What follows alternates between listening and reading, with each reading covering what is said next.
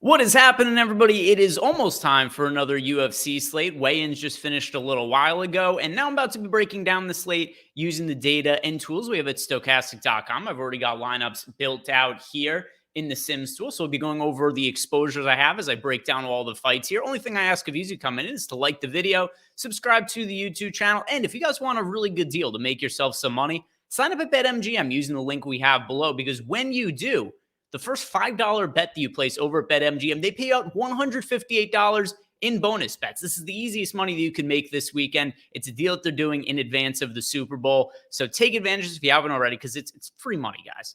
It's $158 in bonus bets. Minimum deposit at $10. You place one $5 bet. Doesn't matter if that bet wins or loses. They're giving you $158 in bonus dollars. If you or anybody know has a gambling problem, call or text the number 1-800-GAMBLER. So let's start breaking down the card here. We've got the main event, Roman Dolidze taking on Nassourdine Imavov, and I favor Imavov to win. I'm picking him to win the fight, but for DFS purposes, I think there's a lot more upside in the Dolidze side, and that's for a couple of reasons. First off, Imavov is just not the greatest fantasy scorer in the world. He's not a very active wrestler. He only lands one takedown per 15 minutes. He also doesn't strike out all that high of a rate, 4.55 significant strikes per minute. So even though I'm picking Imavov to win, I think that a score from Dolidze would be more significant to win for him. Plus, he's $1,000 cheaper. So if I go ahead over here and look at the exposures that I have in my initial run of lineups here, I've got Dolidze in 42.7% of my lineups, whereas I have Imavov in 32.7%. They're expected to be about equally owned in our projections. We got both of them right around 30% ownership. So it's not one where I feel great about the win odds for Dolidze. Once again, it's just that I think that if he wins, he's going to score better. He has a grappling advantage. He has a power advantage. It's just that he's not quite as well-rounded of a fighter. But if we go ahead and we look at some of the recent results from Dolidze, you could see here that pretty much all of his wins in the UFC, they've been by finish, particularly his recent ones, and they've been high-scoring victories. So his fight against Jack Hermansson, Dolidze got the crap beat out of him in the first round. I had a bet on Hermansson in that fight. I'm thinking, all right, great, this is going perfectly early. Then all of a sudden, we get into the second round. Hermansson lands a takedown. Dolidze's able to reverse position, ground and pound, gets himself a finish. Against Phil Hawes, first-round finish. Against Kyle Daukaus, first-round finish. He did have the fight against Laureano Staropoli, where not all that much happened and went to decision. He'd land 5 takedowns. He also landed 3 takedowns in a win over John Allen. But what's most important to me here, there's more finishing upside in Roman Dolidze, and he's considerably cheaper. So pretty much any win from Dolidze is pretty live to put him in an optimal lineup, whereas Nassourdine Imavov, not only does a win not guarantee him to be on the optimal lineup because he'd have to outscore a whole bunch of the fighters in the high end as well. It's a loaded high end because there aren't that many underdogs I feel great about on this slate. So picking Imavov to win, but I'll be higher on Dolidze for DFS purposes. Co-main event, I love this fight. It should be a banger. Renato Moicano taking on Drew Dober. There is a lot of odds value on Moicano. There's been a ton of betting action coming in on Moicano, who's now close to a -200 favorite.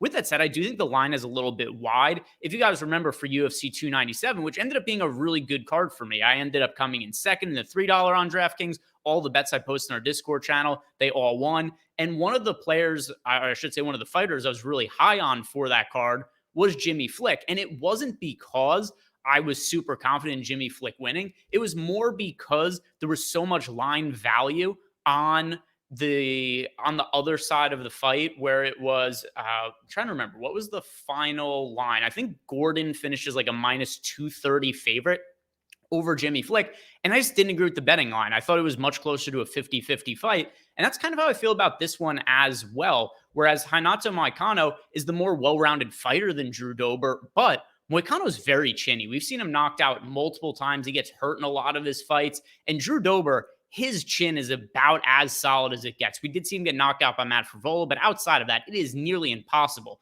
to hurt Drew Dober on the feet. And when you look at Moicano, you see that he was knocked out by Fiziev. He was knocked out by Jose Aldo. He was knocked out by Chan Sung Jung. It's a concern, the durability of Renato Moicano, and that is where I think that if Drew Dober wins, he's going to score really well. And on the other side of Moicano, while I don't think he's live to knock out Drew Dober, I don't think that's a very likely outcome. We have seen Drew Dober submitted before, and Moicano is the much better submission grappler. So if Moicano is able to get this to the mat, I do think he's very live to get himself a submission from that. I mean, we've seen Islam Makhachev submitted Drew Dober, also took him down 3 times. We saw Beneil Dariush take down Drew Dober a couple times, ended up submitting him. So that's the path to victory for me for Moicano. He's probably looking for either submission or for this fight to go the distance. Maybe he has some wrestling, grappling success. But Drew Dober, if he wins, I do think it's probably going to be by knockout. So Drew Dober is in 42% of my lineups right now. Moicano in 39%. It's a fight that I have in more than 4/5 of my lineups. Whoever wins, I do expect to put up a pretty good score in this fight. I lean a little bit more towards Drew Dober, who is cheaper and is also expected to be lower owned. The next fight that we have to talk about here is one that I don't have as much interest in, Randy Brown against Muslim Salikov. Here's the main reason why. Salikov fights at a very slow pace. He only lands 3.37 significant strikes per minute. And in almost all of his fights, he gets his opponents to fight at his pace. So Salikov, his career high for significant strikes landed in a fight is 63 against Laureano Staropoli. But look at what he does to his opponent's offense. 86 significant strikes landed by Nicholas Dalby is the most that we've ever seen surrendered by Muslim Salikov. Other fights, 17, 38, 39, 46, 42, 6 significant strikes. It's just this kind of really low output against Salikov that really makes me question the kind of upside that there is in this fight. You know, it's anybody can get finished early, and Salikov is definitely an aging fighter. He has power in his own right as well. But it's hard for me to bank on a first-round finish. And if a first-round finish doesn't materialize, I think the most likely scenario here is that Randy Brown fails to pay off his price point, and then Salikov, if the fight gets into the third round, he just doesn't put up enough output to score well. So not a fight that I view as being a very appealing one for DFS. Same with the fight between Natalia Silva and Viviane Araújo. And Natalia Silva is a fighter who I really like for real life. I think she's a future title challenger. But the problem with her is that while she does strike at a decently high rate, she does not finish a lot of her fights, and she doesn't wrestle. So now we're looking for a fighter who's super expensive, right? We're looking at her as one of the most expensive fighters on the card. So if she is to be in the optimal lineup, we're probably going to need something like 115, 120 fantasy points for Natalia Silva, and nothing about her fights suggests that that's an outcome we should expect. Against Andrea Lee, a fight where Silva looked great on the feet and largely dominated, she landed 70 significant strikes, nothing else. Against Victoria Leonardo, she did get a first-round finish in that fight. Leonardo, not a UFC caliber fighter. Against Teresa Blado, we saw Silva get a third-round finish, but only 45 significant strikes landed. And then against Jasmine Jasdavicius, she does land 96 significant strikes, a couple takedowns, but none of these scores are ones that I look at and feel great about getting out of Natalia Silva. And the overall data here suggests that she's not the fighter with the highest upside. I strongly favor her to win, so I'm not interested in playing Araújo in lineups. But I do question the upside of Natalia Silva, and there are a lot of fighters on the high end with finishing equity or a lot of grappling upside that could potentially score well.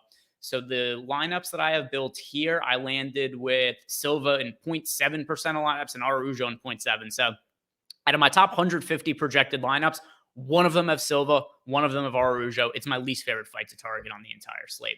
By the way, also, if you guys want access to the Sims tool that we have for MMA, you can sign up using the link we have below. It's been really, really helpful for me in my process, especially making sure that I'm not playing lineups that are expected to be duped really heavily. It's a big reason why the 2 slates that I've played this year using our Sims tool, which is the only 2 we've had since it's come out, I came in first to the $3 and came in second to the $3. So I've been really happy with the results so far. Next fight here, it is Alishkabab Khizriev against Mahmoud Muradov, and pretty interesting fight. And it's one that I think has a good amount of upside for DFS for different reasons. First off, we haven't really seen Khizriev's striking tested a ton to this point. He is a younger fighter in his UFC career. We've only seen him fight once in the UFC, and that was a submission win over Dennis Tuolulin, who has no real wrestling or grappling defense. And then when we saw him on the Contender Series, his fight lasted less than a minute before he earned himself a submission there. So we haven't really seen him tested on the feet very much. And Mahmoud Muradov is somebody who has a ton of power in his hands and could certainly end up hurting Khizriev if there's extended exchanges on the feet. We are seeing Muradov come off a fight where he did knock down Brian Barberena twice and also took him down 13 times. If there's going to be wrestling in this fight, I do think it's going to be Khizriev that has success. And in addition to that, he looked as in shape as I've ever seen him on the scales today. Not that that's the end-all be-all. There is a fight that I'm going to talk more about the weigh-ins in a little bit here, but it is at least giving me a little bit of a vote of confidence in Khizriev's ability to push a pace and wrestle for 15 minutes, considering the condition he came in with. And then on the other side with Muradov, he has some of the best line value for any underdog on the slate, and it's really hard to confidently pick any underdogs for this card. So Muradov has a good amount of win equity. He also has some finishing equity if this fight does take place on the feet, whereas Khizriev, I do think, should be looking to land takedowns. In the limited sample size we have of him in the UFC, he does land 5.77 takedowns per 15 minutes. So I view this as a pretty good fight to target. Let's see, where did I land on my exposures here? So for my exposures, I have Khizriev right now in 27% of lineups. I'm actually pretty inclined to do a positive ROI boost and upgrade him so that I get more of him in my lineups. One way you could customize your lineups in our Sims tool is do an ROI boost, and then you can upgrade or downgrade individual fighters that you like. So I might want to get myself to more of Khizriev because 27% is probably less of him than what I want. And as far as Mahmoud Muradov, he is currently showing up in 18.7% of lineups. So it's a fight that I do feel I'm a little bit underrepresented in my initial build. It's one that I want more exposure than what I currently have, but still do currently have it in 45% of lineups. I'll probably be closer to like 60 or 65% by the time the slate actually starts tomorrow. Next fight here to break down, we have Gilbert Urbina taking on Charles Radkey. And Urbina is a fighter that I do favor in this matchup, mostly due to output. We saw Charles Radkey make his UFC debut against Blood Diamond, Mike Mathetha, and Mike Mathetha is not a fighter who belongs in UFC. He got cut after this fight. He's a super low output kickboxer. He has no real background in wrestling or grappling. So the game plan we've typically seen with people who've gone up against Blood Diamond is you just take him down and the fight's over. But Charles Radkey was not really able to land takedowns against Blood Diamond. The fight ended up stalling on the feet. It ended up being in the clinch a lot. It sucked. It was a terrible fight to watch. So coming off that, I rate Radkey fairly poorly as an overall fighter, and I'm not sure he belongs in the UFC. Gilbert Urbina is not the most talented fighter in the world, but he could put a pace on people, landing 6.33 significant strikes per minute. He also lands 3.96 takedowns for 15 minutes. Considering Charles Radkey just struggled to take down Blood Diamond and also looked very tired at the end of that fight when they went again. Well, both of them looked tired. Both Radkey and Blood Diamond looked tired in that fight. I don't trust his ability to keep up a pace for 15 minutes. I don't have those concerns with Gilbert Urbina. So as far as fighters on that's what happens when I'm trying to do breakdowns for a million sports in one individual day here. As far as the high upside fighters that we have on the high end, Gilbert Urbina is definitely one to have in the player pool. Radkey is not an underdog that I have all that much interest in for this card. Next fight here, Molly McCann against Diana Belbita. And this is a fight that we've actually already seen take place, and why they booked it as a rematch, I don't really have a great answer for that. The last time they fought, look at the scorecards. 30-25, 30-25, 30-25. It was not remotely competitive, but a few years later, we're getting the matchup again, and I don't really expect it to play out all that much differently because Belbita and McCann, while they've both made minor improvements, it's not like they're entirely different fighters than they were when they first fought. This is going to be Molly McCann's first time, I believe, fighting at 115 pounds, and she looked great on the scales. I thought that she looked in good shape. It's not like she looked like she was really sucked out or anything like that to cut the extra 10 pounds.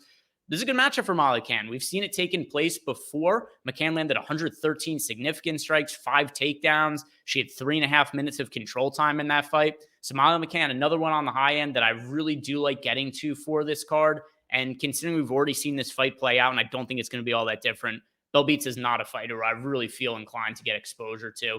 McCann is one of my most rostered fighters in my initial build. I have her in 43.3% of lineups. And she's not expected to be all that popular, only projected for 22% ownership in our data here. So Molly McCann, an upside target that I like, who I think is going well overlooked by the field. And we see that pretty frequently with some of the women's MMA fights. Jasmine Jasdavicius last week wasn't all that popular. I wasn't crazy high on Jasdavicius, but I was about even with the field. And then obviously my best lineups ended up containing her. But that's something that we see pretty frequently. The field doesn't love playing the expensive women's MMA fights, and Molly McCann is somebody who is a very good DraftKings scorer when she wins. So my preferred side of this fight by a mile. Next one here is Azat Moxum taking on Charles Johnson, and Charles Johnson gets the exact same matchup for all of his UFC fights, and it generally goes poorly for him when he fights these chain wrestling type fighters. against Rafael Estevam. Charles Johnson lost. He won the third round of the fight. The first two rounds, though, Estevam was just able to push him up against the cage, control him, get takedowns, rack up a lot of control times. What was his final control time in that fight? Yeah, we saw Estevam 9.5 minutes of control time out of a 15-minute fight. That was what got him the win over Charles Johnson. Johnson was also taken down 11 times by Cody Durden, 3 times by Ode Osborne. He was taken down 12 times by Muhammad Mokaev. And even though Moxum didn't have the best showing in his UFC debut, he fought Tayson Nam. He got the win. He went 2 of 11 on takedown attempts. So on one hand, you look at that and you'd be concerned about Moxum in certain matchups. Not one against Charles Johnson, who we have seen wilt when you do put a wrestling pace on him. So when I look at the numbers from the matchup that Moxum had against Nam, what's most encouraging to me is that even though he failed on takedown attempts, he kept trying. If you were going to attempt 11 takedowns on Charles Johnson, you're going to end up getting a few of them. You're going to get a lot of control time because once Charles Johnson does get taken down, he doesn't always have the best get-up game. So Moxum, I think, is live for a submission because of the amount of takedowns he's going to have in this fight. And he's also a much better submission grappler than Charles Johnson. But even if it does take place on the feet, I don't think Johnson's all that superior of a striker. So the one fight that I've played, the one bet that I've placed so far for this card, it is Moxum on the money line. He could be had for minus 210 right now at FanDuel. So that's my favorite bet on the board. If I have more bets that I like throughout the rest of today or tomorrow, I'm going to be placing them in the Discord channel. You do get access to our Discord when you sign up for Stochastic membership. Let's see what we have next here. We have a few fights, and this is another one that I'm pretty interested in. Themba Gorimbo taking on Pete Rodriguez. Whoever wins this fight, I do expect to score really well because we know Gorimbo's game plan. He's going to shoot for takedowns, and he's going to shoot for them quickly. He lands 3.47 takedowns per 15 minutes, only 1.8 significant strikes landed per minute. So what happens is in his fights, Gorimbo does not want to fight on the feet. He has a questionable chin. He's been hurt before in the past. He's been finished on the feet. And he just doesn't take any chances when it comes to messing around on the feet. So as soon as rounds start, he is shooting for takedowns as quickly as he possibly can. And in a matchup against Takashi Sato his last time out, ended up going pretty well for him. We did see him land 3 takedowns, also had 11 plus minutes of control time, had 2 reversals in that fight as well. So here's how I think the fight plays out. Gorimbo is either going to land takedowns and just control Pete Rodriguez for the majority of the fight, or Pete Rodriguez is going to knock out Gorimbo early on in one of these rounds if Gorimbo isn't able to get himself some top control time, because Pete Rodriguez, in the limited amount of time that we have seen him fight in the octagon, super high output on the feet, and we know that he has big power as well. The numbers are misleading due to the sample size, but still 10.37 significant strikes landed per minute does imply that Pete Rodriguez is somebody who is throwing a whole bunch during the time that we do see him on the feet.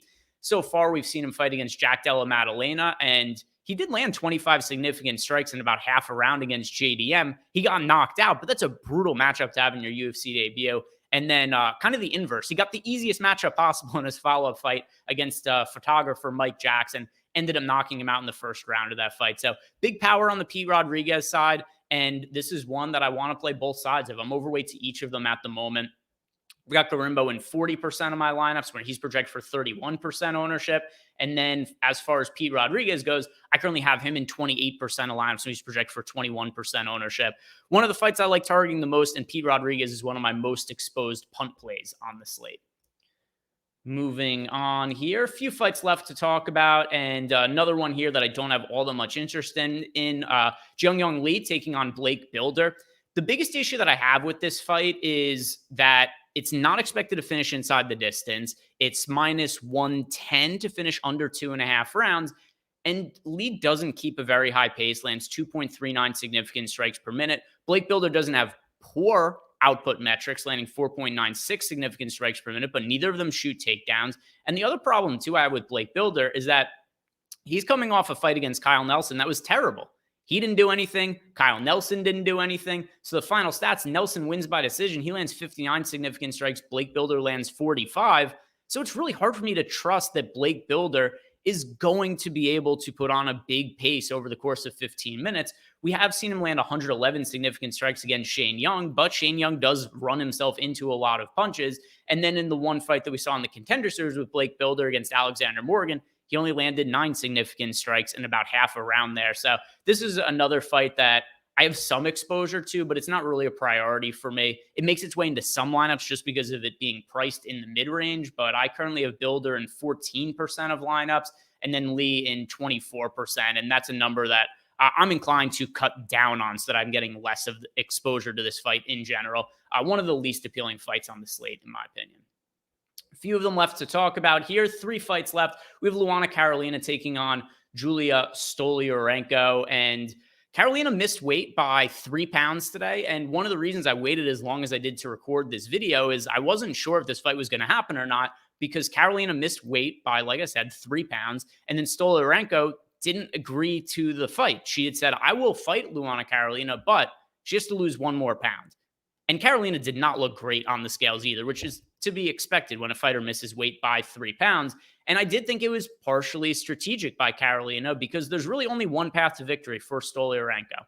She has 2 wins in the UFC. First round submission over Jessica Rose Clark and a first round submission over Molly McCann in her last fight. That is Stolyarenko's path to victory in all but one of her career fights. It's armbar or bust for her, and it's almost always coming in the first round as well.